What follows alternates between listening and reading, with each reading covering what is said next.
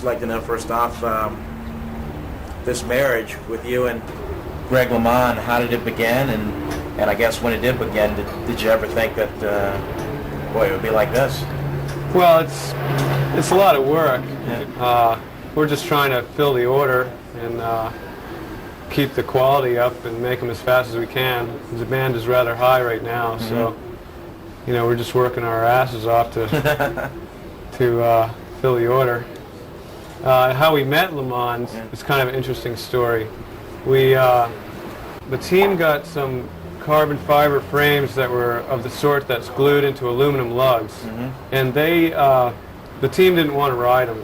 They found they were just not really very good frames, and they refused to ride them. They just decided they were going to not ride them. And Greg was rather upset because they were from the Greg LeMond Bicycle Company, which, you know, is his own company. And he said, well, okay, let's find a new carbon fiber bike. So he told his dad to look around for a new, strong carbon fiber bicycle. And through a number of sources, he found us. We sent a frame off to him for him to look at. It was one of our carbon frames that we were producing at the time. And he looked at it, saw that it was a unique frame. It was carbon joining carbon tubes. We sent him all our propaganda telling him why it was so good. And he flexed it and messed around with it and said, okay, why don't you make one for Greg for him to test ride? And we said, all right, great, you know. So we made one and sent it off to France, where he was racing in the Paris-Nice race at the time. And he tried it out, and he thought it was really good. So he basically had me fly over there to measure all the other team riders and get all their measurements to build them custom frames. So I did that and came back here and just started building frames. And I guess when you came back here, you were feeling some kind of good. Yeah, I was feeling good about it, but it was also kind of nervous because you know, they were looking into titanium as well, and I thought, well, carbon fiber is really a lot better than titanium for a bike frame because you can get a lighter frame and it can be a lot more comfortable than a titanium frame. And so I was just feeling that, okay, we got to do our damnedest to make these the best bikes that he will ever ride. So we developed a lighter tubing with some more expensive material, and we perfected the geometry to exactly what they were used to, which was a result of my going to France to measure those bikes. We measured the frames and basically gave them exactly what they wanted. For example, Greg wanted a really short head tube so he could drop his time trial bars way low and get a very aerodynamic position on his road bike. And now we're in the middle of trying to fill a purchase order for 60 frames for the shops that are selling LeMond bicycles.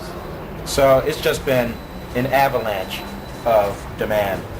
Yeah, Greg has a tendency to create a lot of demand.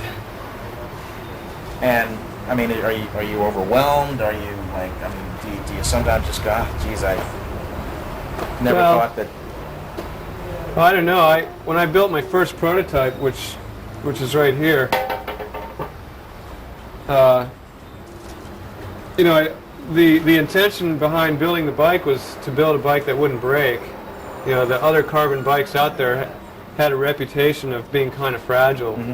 And I thought, well, this is a great material. I work with it every day when I was building boats. And I thought, why don't I build a bike out of this? Because I really need one, and I want it to be light, which it still is. It didn't break. I mean, that's all there is to it. It didn't break. I thought, okay, this is the best way to build a carbon fiber bike. And why not assume that the best rider in the world should have the best bike in the world? Right. So eventually I figured something like this would happen, and sure enough it did. You know, so I kind of knew eventually, you know, we would be recognized as having the best carbon fiber bicycle, at least by Greg. So, you know. So this is another example of hard work really paying off. Yeah, it's a lot of hard work. You know, about 3.5 or 4 years of a lot of unpaid hours of overtime. So You know, I figure it's worth it though, because you know I can develop a bike frame like this.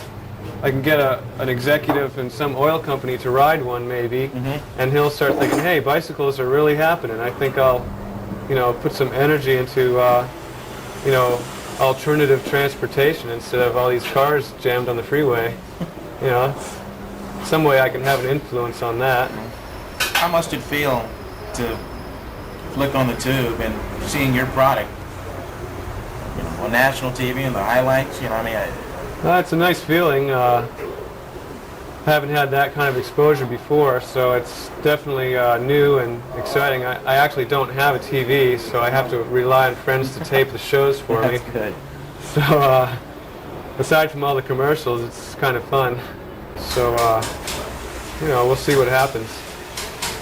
Have you been in contact with Greg recently? Have you talked to him? I spoke with his dad this morning and found out he's in the yellow jersey, which is kind of nice. Although it's too bad that the guy who was in the yellow jersey got a broken collarbone.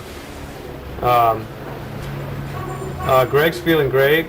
No reason why he shouldn't keep wearing the yellow jersey all the way to the end. Like, you know, there's a little bit of the Tour de France. You know, that's everything he does. I mean, it's just a little part of you. I mean, from the yellow jersey to the trophies to everything. Well, yeah, it's a big team effort. You know, the Team Z is as much a part of Greg's winning the Tour as Greg himself. I mean, he really relies on his teammates who are of the best, highest quality riders in the world, and Greg is able to pull these people together to help him win this race.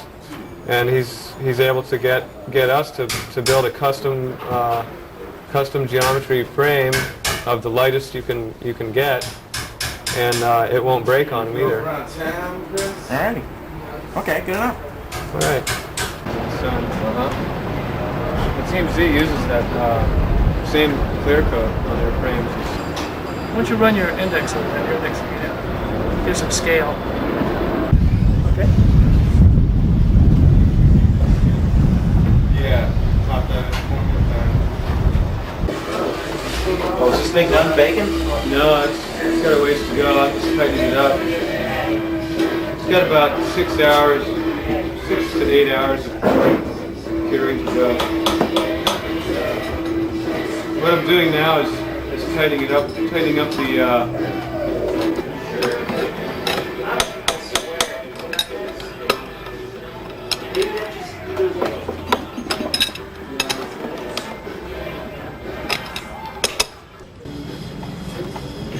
that was tight enough.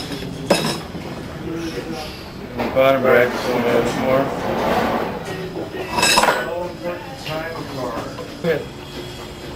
This is really hot. These heaters heat up the metal. So that's like 200 degrees then. Yeah. Craig, Sam from Castro Pond. Oh yeah? Yeah, just wants to know about. Hello. Punk Fun, $3 Punk Fun show. It's also subtitled The History of Punk Rock, featuring a million different punk rock bands. So we'll get to that in a second. We'll have DK tell you what else we have to give away. Okay, later in the show, after the Jackson Saints, who are going to be History of Punk Rock, the oldest punk rock band we can find that's still going on stage to play in front of the Melbourne. Yeah, they're out of their wheelchairs.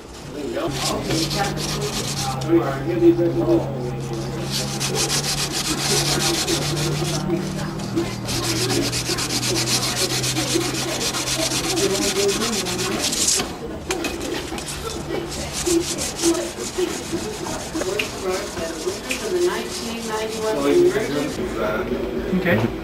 So this is the titanium plate from which our dropouts are cut. They're cut with a water jet, and it's a modern way to work with titanium. You get an incredible curve where it just fits right in.